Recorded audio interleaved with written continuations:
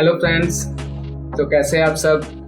स्वागत है आपका अपने YouTube चैनल ग्राफिक स्टूडियो पर, जहां आप सीख सकते हैं फ्री ग्राफिक डिज़ाइनिंग। ये ग्राफिक प्रोग्राम है। इस प्रोग्राम में हम कोरल ड्रॉ के बारे में जानेंगे।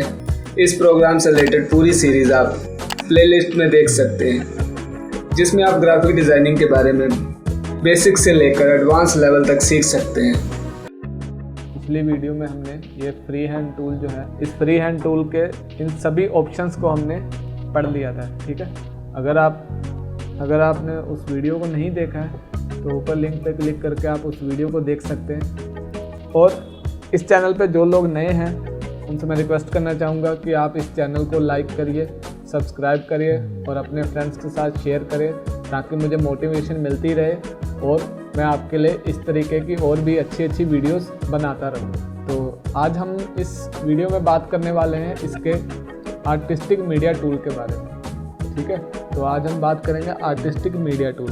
तो देखिए, आर्टिस्टिक मीडिया टूल का एक शॉर्टकट है, वो है आपके कीबोर्ड से जब आप आई प्रेस करेंगे तो ये टूल आपका एक्टिव हो जाएगा। आर्टिस्टिक मीडिया टूल का क्या काम होता है, इसको समझाने के लिए मैं आपको पहले इसके बारे में बता दूं।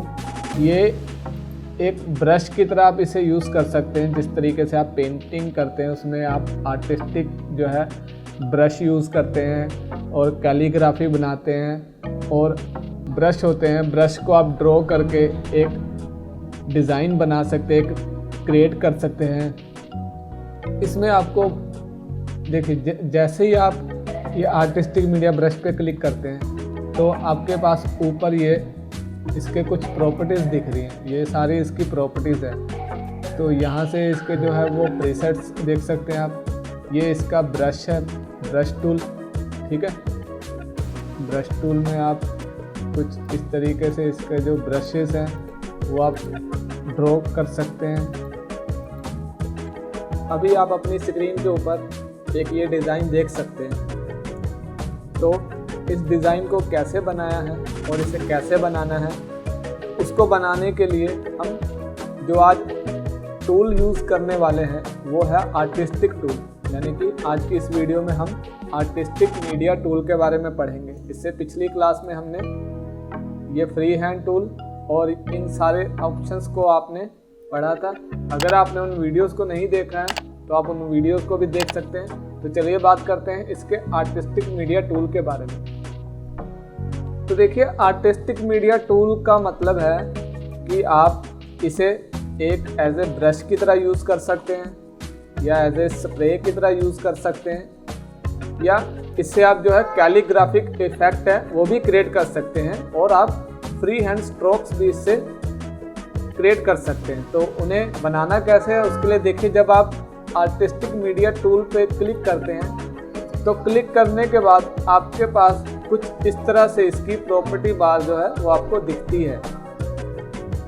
तो यहाँ पे इसके कुछ प्रीसेट्स होते हैं जिसके बारे में हम स्टेप बाय स्टेप समझ लेते हैं। तो देखिए, प्रीसेट पे जब हम क्लिक करते हैं तो ये यहाँ पे आप इसके कुछ प्रीसेट्स देख सकते हैं। यानी कि इसमें कैलीग्राफी के कुछ पहले से प्रीसेट जो है वो इंक्लूड है। ठीक है, और ये जो है यहाँ पे इसकी स्मूथनेस कितनी करनी है, आप स्मूथनेस इसकी ज़्यादा या कम भी कर सकते हैं। तो लाइक देखिए, इसका मैंने अभी 40 किया तो इस तरीके से क्रिएट हो रहा है। तो आज हम इस तरह का एक लोगो कैसे क्रिएट कर सकते हैं, आप छोटा सा सिंपल सा है, इसमें कुछ ज़्यादा मुश्किल नहीं है अगर आप इन स्टेप्स को डिटेल में समझ लेंगे तो।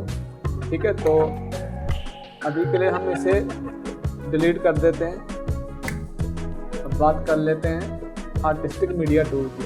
तो टूल को सिलेक्ट करने के बाद ये आप यहाँ पे इसके प्रीसेट देख सकते हैं। कुछ इस तरीके से इसके आप प्रीसेट्स हैं। इन प्रीसेट्स की हेल्प से आप इस तरह के आप स्ट्रोक जो है वो क्रिएट कर सकते हैं। किसी भी तरह का, किसी भी शेप का आप करना चाहते हैं ड्रॉ, तो आप उसे ड्रॉ कर सकते हैं शेप को इस आर्टिस्टिक मीडिया टूल की हेल्प से। ठीक है, तो ये इसका प्रीसेट है।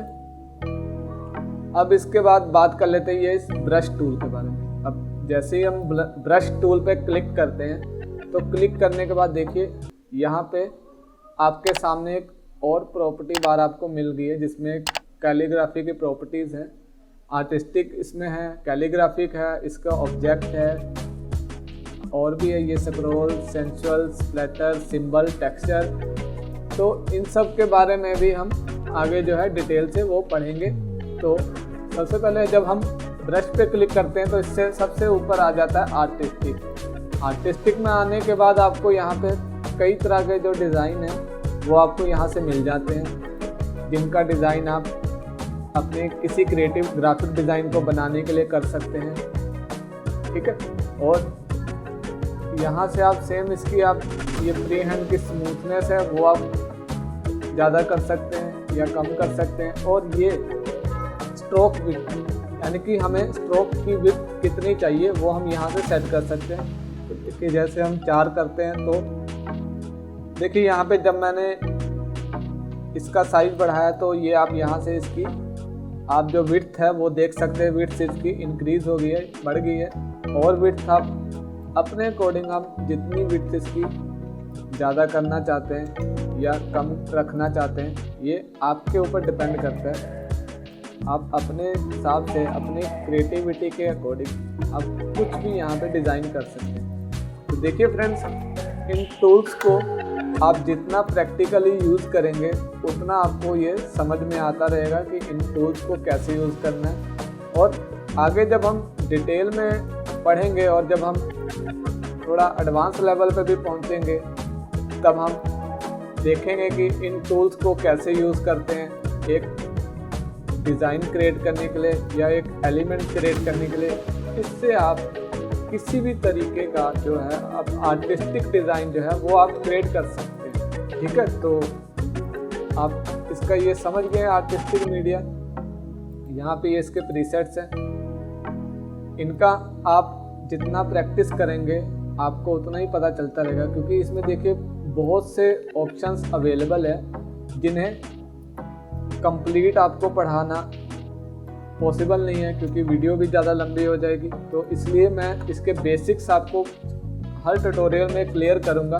देन जब इंटरमीडिएट लेवल पे पहुँचेंगे तब हम इसके जो है प्रैक्टिकल है वो आप समझेंगे कि हम इन प्रैक्टिकल्स को यूज़ करने के बाद किस तरीके से अपने जो डिज़ाइंस हैं उनमें हम क्रिएटिविटी लाते हैं, उसे डिज़ाइन को क्रिएटिव बनाते हैं।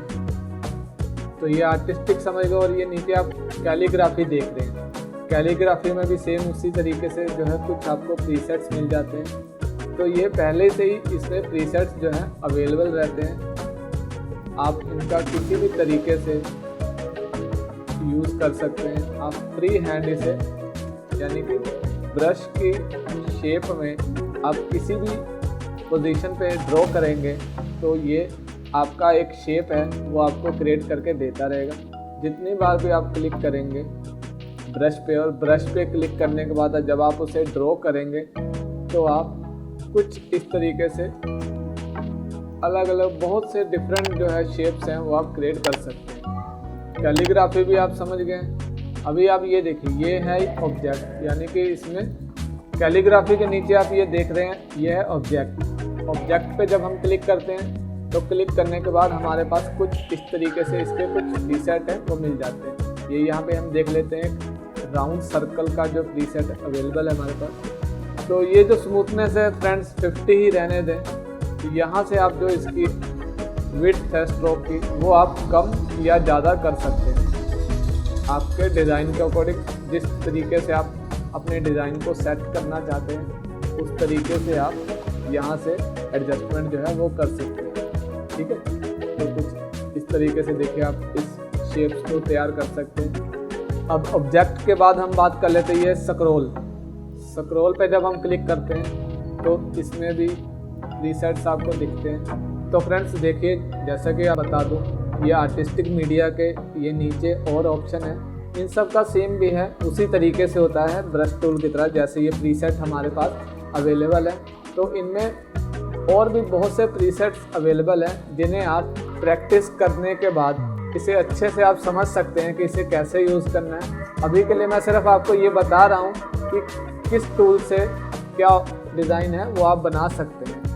तो यहाँ पे आप इस तरीके से बहुत से ऐसे प्रीसेट्स हैं जिनका यूज़ करके आप कुछ भी अपना क्रिएटिव डिज़ाइन बना सकते हैं। जितना आप अपने डिज़ाइन में क्रिएटिविटी लाएंगे, जितना आप शार्पनेस डिज़ाइन में यूज़ करेंगे, उतना ही आपका डिज़ाइन है वो क्रिएटिव बनेगा। तो ज़्यादा डिटेल में अभी ना जाते हुए मैं आपको ये इन टूल्स के बारे में आपको मैंने बता दिया है कि इन टूल्स को किस तरीके से यूज़ करना है। तो देखिए बहुत से प्रीसेट्स हैं, यानी कि अगर मैं इसे बताना चाहूँ आपको तो बहुत टाइम लग जाएगा। इस हर टूल को सिंगल आपको स्टेप बाय स्टेप समझाने में काफ़ी टाइम लगेगा।